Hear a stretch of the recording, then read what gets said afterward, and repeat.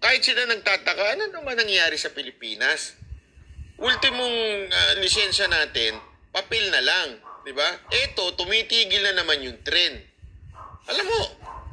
Alam mo yung mga simpleng bagay, yan yung yan yung nararamdaman ng tao.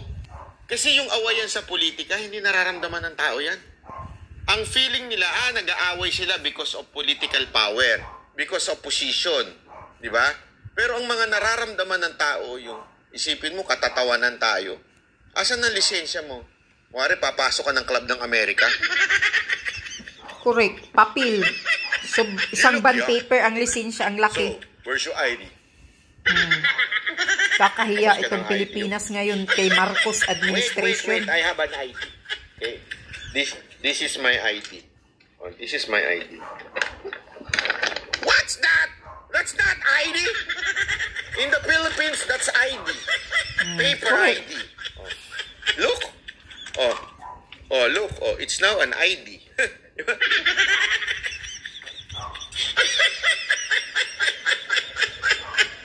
You know why? Because Kibuloy stopped the card. Who is Kibuloy? Kaya nga. Kibuloy Dati nilang sinisingit si Kibuloy. Palaging sinisingit sa issue. Kibuloy na naman. Oo, si Kibuloy. Para yung mga nagsasabing dyan walang si Kibuloy. Si Kibuloy.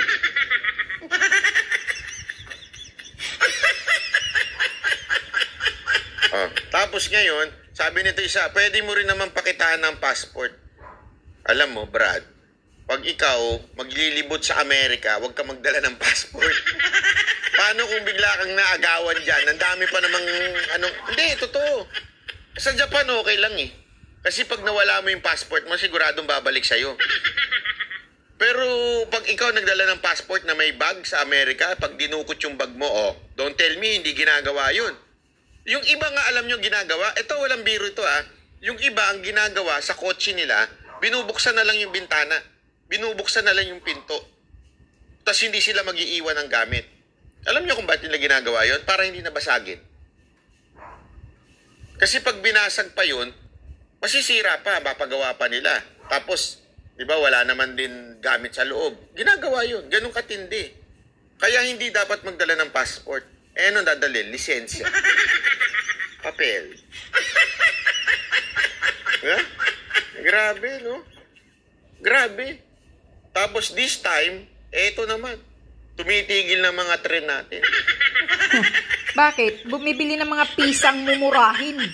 Dahil binubulsa yung Sir, ako po, sa UK pundo. po, hindi ko po alam na hindi pala pwede magdala. Pwede magdala. Anyway, yun lang. Pakita lang natin.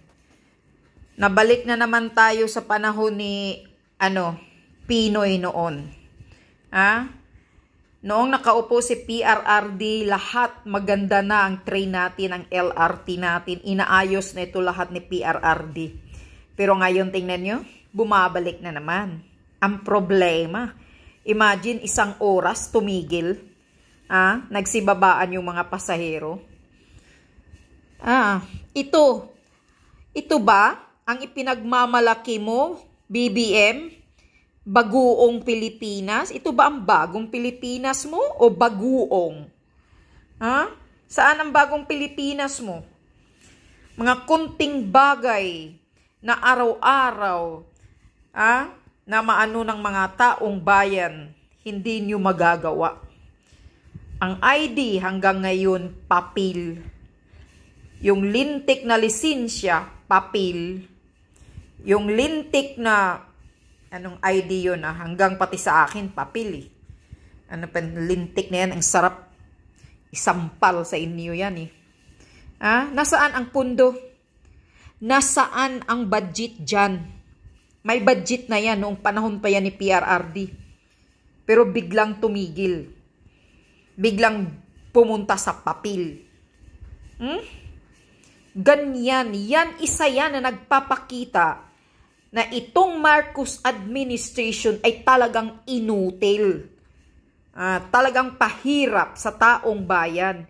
Hindi nila ginagawa ang lahat na kakailanganin ng taong bayan na magiging komportable ang mga Pilipino. Ayaw nila ng ganun. Ang gusto nila na ang mga Pilipino ay pagapang ng pagapang, gagawin nilang alipin dahil dyan nila gagamitin bawat eleksyon. Gagaguhin nila. Yun ang gusto nila. Kaya pahihirapan ang mga Pilipino. Mga lisensya, papel, ID papel, itong, Diyos ko Lord. Ha? Mga kunting bagay na may pundo na may budget na wala. Tuloy-tuloy papel hanggang ngayon, papel. Lamlamin nyo yung papel ninyo. Gobyernong walang silbi. Nakakahiya kayo. Yan ang sinasabi. Ito dapat ayusin ng gobyerno dahil ito ang matatandaan ng mga taong bayan. Hindi yung hinayupak na tambaluslos initiative ninyo. Itong mga araw-araw na mga bilihin, ang dapat mag-focus kayo. Para naman makakain ng maayos ang taong bayan. Hindi masyadong mahihirapan sa taas ng presyo.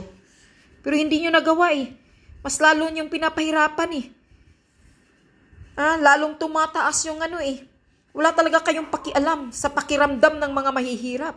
Wala talaga kayong pakialam kung ano ang nararamdaman ng mga taong kumakayod ng tudo para lang makakain. Minimum wage pa. Yung mga sahod. Lintik. 100 pesos na increase. Hindi pa magawa dahil marami pang nagrereklamo. 100 pesos? Diyos ko Lord. Pero yung mga binubulsa-bulsa, bilyon-bilyon. Yung mga nawawalang ini-insert nila. Pork barrel nila. Wala na nga pork barrel na pangalan. Iba na ng pangalan. Pero ganun pa rin yun. Binubulsa pa rin yun. Kakahiya. Ito yung tandaan yun. Ang gobyernong Marcos is talagang pahirap sa taong bayan.